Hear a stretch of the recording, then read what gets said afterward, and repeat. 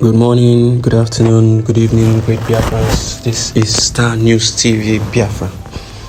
And today we want to respond to Pastor Emeka Livingstone. If you look at your screen, you would discover that there's a screenshot of Pastor Emeka Livingstone's post where he made mention of that Master Simon Ekpa was asked by the presenter or the journalist that who funds you and your organization.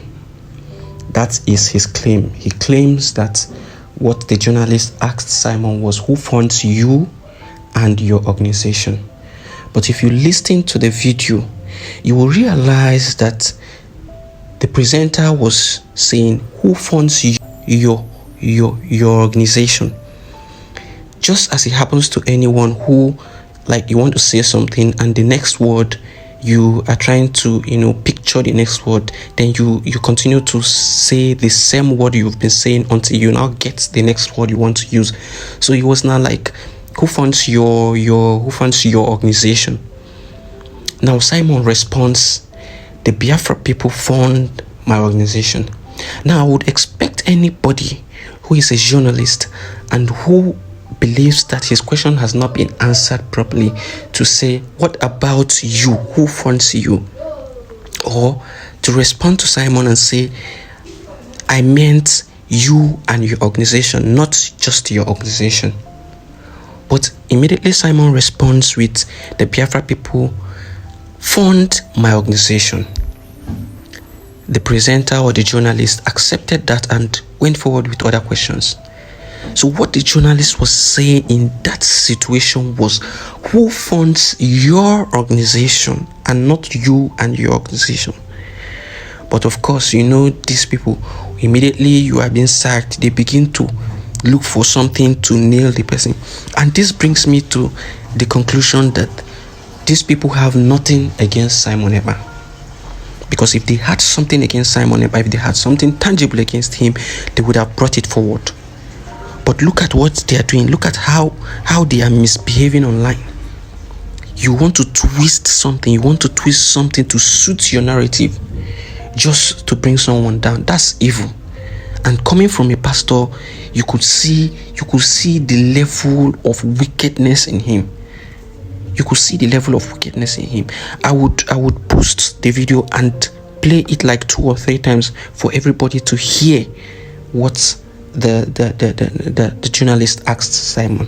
Who's funding you and your organization? Biafra people are funding my organization. No. Who's funding you and your organization? Biafra people are funding my organization. No. Who's funding you and your organization? Biafra people are funding my organization. Not the Tinubu party. I have nothing to do with Tinubu. And it's very funny. A lot of people said Tinubu paid me to 25 million. How is that possible? How is it possible? You're denying he did. I don't know who is Tinubu. I have never communicated with anybody close to him. Now, there's another thing I would want all of us to take cognizance of. That thing is that these people initially came with trying to fight Madam Azuka. They came with Madam Azuka must do this.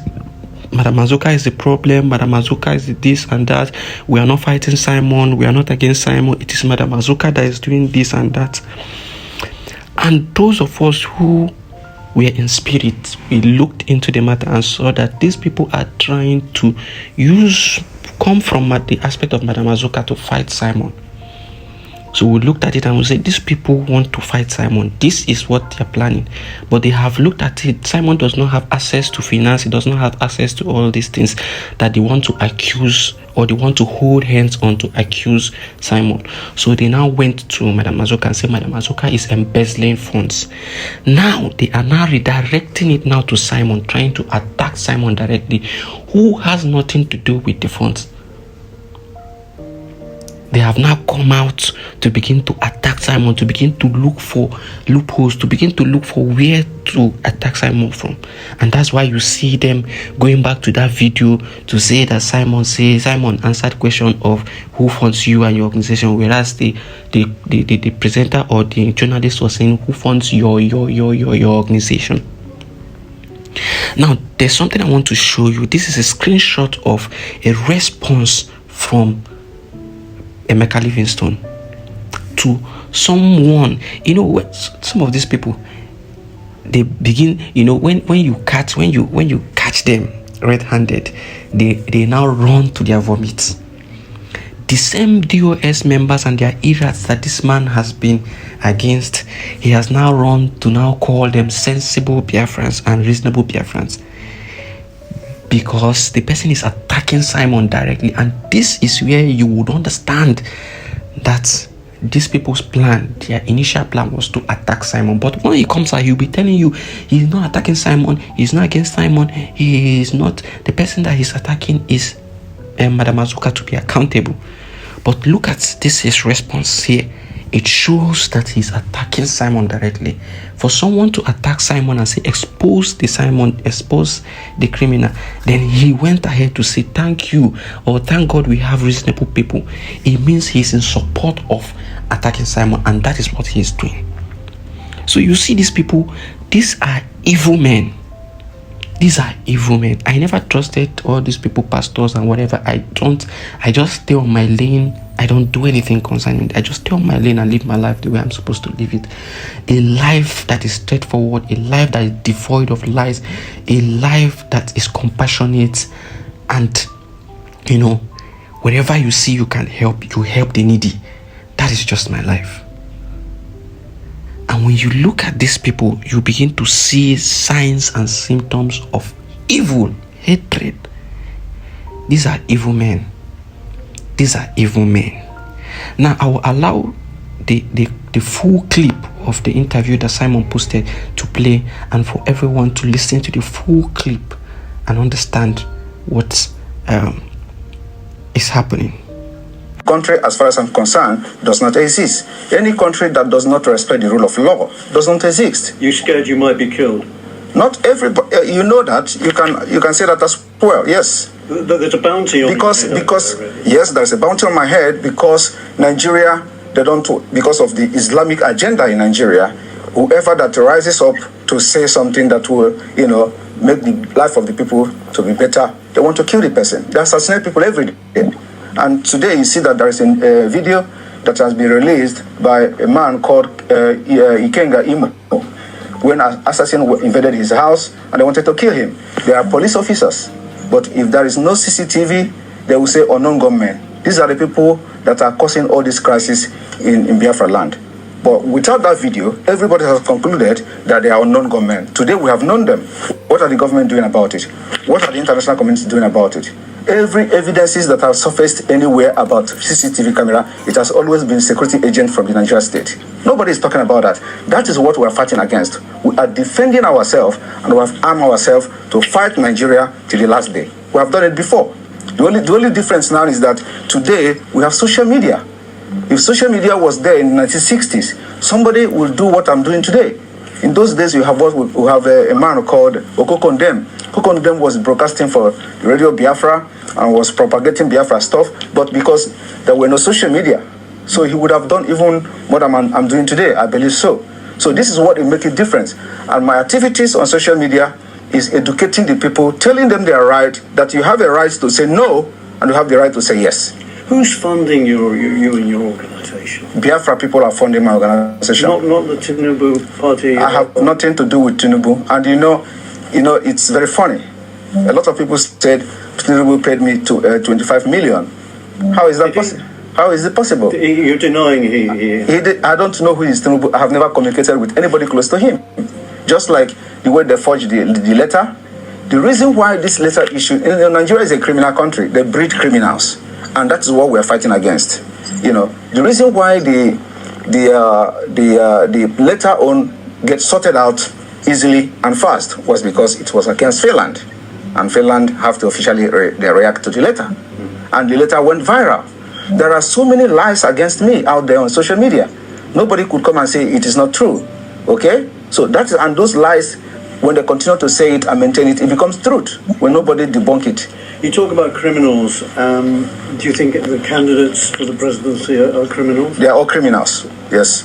All of them. Even Peter Obi. Peter Obi is a criminal. But he's a southerner, isn't he? He doesn't. I am not a tribal. Listen, I'm not a tribalist. I'm not a tribalist, and that is what makes us different. We want. If I'm criticizing you, I criticize you with fact and figures. I'm going to tell you how all of them are. Do I explain? One, starting from Atiku. Atiku was indicted in the United States for money laundering. He's a criminal. How do you think if Nigeria is the United States, Atiku will come back and start contesting with the criminal record he has had for money laundering? Tinubu was indicted in the United States for drug pushing. The records are there, so it's criminal. Nigeria is being ruled by criminals, and they bring criminals. Peter Obi his name was in Pandora. He didn't deny it. It's also the part of money laundering, international money laundering crime. He has $50 million in offshore accounts. But surely Obi, being a southerner, is on the side of your people. That is the problem. Why must you have somebody the side of my people? That is the dangerous diversity that have brought us this far, because it will never work. Everything about Nigeria is what favors my people. I don't want what we want a Biafra where everything favors everybody. But when you have Nigeria, it is either Fulani. Now we don't even have outside anymore because Fulani have overshadowed them. So it is either you are fighting for Northerner as a Fulani Muslim, or you are fighting for Yorubas, or you are fighting for Igbo people. So how can you continue in that kind of system? This is why we must make sure that we don't validate Nigeria again. So could you say that?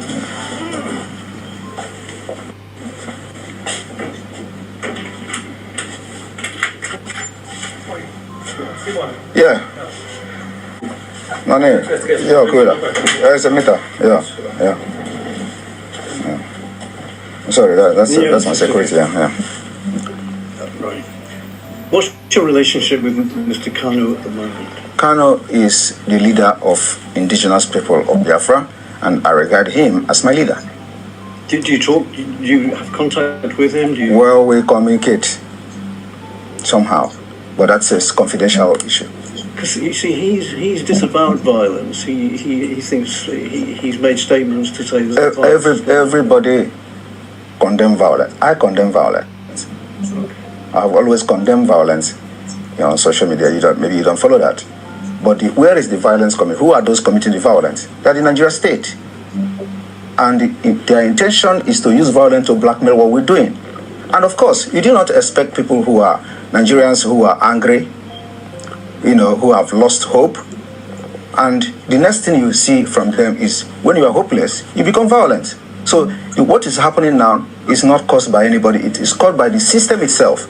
And until we begin to understand that the violence happening in Nigeria is being generated by the Nigeria system itself, we will never be telling ourselves the truth. Are you going to rein in your rhetoric a little bit now? Because we're in the election period. You know people hang on to your words, and it can cause some violence, can't it? Well, I don't care. We are already at war. In Biafra side of Nigeria, there is a war going on there, and I don't know why medias are not covering it. Do you see a democratic place where the plane will be throwing bombs to the people? It's war. The villages are getting burnt, houses are getting burnt. Even in Ukraine, where you go into now, the number of people dying in Biafra land are to number the people dying in Ukraine. So how do you balance that? And who are doing this? The Nigeria themselves, the Nigeria state. When the military comes to the village, instead of protecting the people, they get angry because they obey our orders and then they start burning their villages. So we don't want to continue like that. We want to have, the only solution to this is the disintegration of Nigeria. And if Nigeria do not disintegrate now, the disintegration later on will be very, very, very chaotic. It will be very hard before international community, if they continue to let us manage this and force people into election in Biafra land, when this time bomb is going to explode, it will affect everyone. One last question. Yeah. Who's going to win the election? Election is not happening in Biafra land. Because you don't want people to vote? Not me. Biafra have decided. I am telling you the fact. There is nothing that will make Biafra's people to go out and vote. This is a life and death matter. We have come a long way. For over 50 years, Nigeria have done all manner of genocide, committed genocide against our people, kill us every day, and you expect us to allow them to continue to kill us, to elect governors that will bring military and militarize our territory? We can't do that again. That's 11 million votes, isn't it? Nobody will vote in Biafra land. I am telling you the fact. It will shock the world. We've made up our mind and we know what we have on ground. Nobody will vote in Biafra land. Even if that undermines the rest of the... It is not undermining, no. This particular civil disobedience is also a democratic process. And I want you to see it in that perspective. When people say, I don't want, it is their choice. And if you think that there are people who want to vote, that are bigger in number, conduct a referendum. As simple as that. For now, we control 90% of Biafra people. 90%. Thank you. Thank you very much.